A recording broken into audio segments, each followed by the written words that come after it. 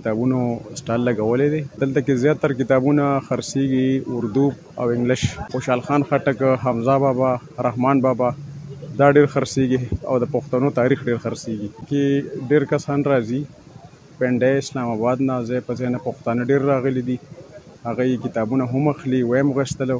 ما سره دلته موجود دي اوس نن سبا کې غني خان دی را سره، رحمان بابا دی، خاطر افریدی دی، پویټري دی را سره، هسټري دی را سره، نور را سره داسې متلونه دي را سره پښتو. بل رحمان بابا انګلیش پښتو پویټري ده، اردو پښتو ده را سره، مختلف دي را سره.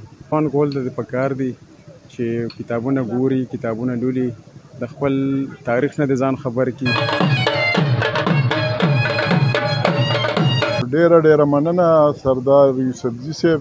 عبدالجبار حمید صاحب درته سردار شعرا خطاب درکړی دی. موږ به ورته سردار شعرا وایو. ستاسو او د ریډیو پاکستان د ایکسټرنل سروس مننه چې تاسو لګیا د پښتو ادب، کلتور، تاریخ د ودې دپاره چې دی نو هغه کار کوي. دا خو لوکورسا کې مونږ یو لوکورسا کې دغه شان میلې جوړېږي کال په کال. په هغې کې د پاکستان د ټولو قومیتونو بیل ځایونه یې پکې او په هغې کې بیا د هغې سټالونه یي، په هغې کې د لاسو جوړ کم څیزونه یي، هغه پکې کتابونه پکې، موسیقي پکې او چیانې د خوراک څیزونه چې کم د پښتنوي د هر قوم چې کم څیزونه یي نو هغه د هغې دلته سټالونه یي، ورسره د کتابونه یي. نو موږ چې اوس ولاړ یو دا زمونږ د پښتو اکیډمۍ بک سټال دی.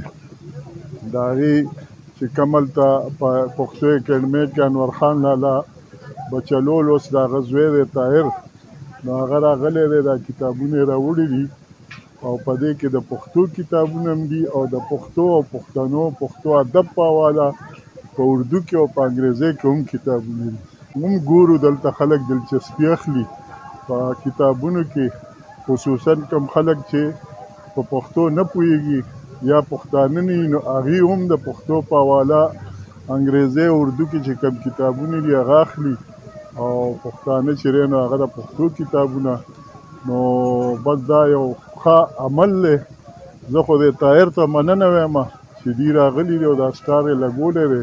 په داسې میلو کې پکار دي زموږ پبلیشرانو له چې هغې پکې سټالونه لګوي او هغې ته زما دا زیات دغه دی چې دلته کوم د پښتو ادب په حواله یا د پښتو ادب شخصیتونو په حواله چې کوم اردو انګریزي کې کتابونه وي هغه پکې په خصوصیت سره راوړي. او بیا موږ نه اکثر دلته خلک پوښتنه کوي د غني خان د کلام په اردو کې او په انګریزي کې ترجمه، نو باید چې پښتانه د غني خان د کلامونو ترجمو کې په اردو کې او په انګریزي کې، ځکه چې د دغې کمی ډېر زیات محسوسېږي. ډېره مننه.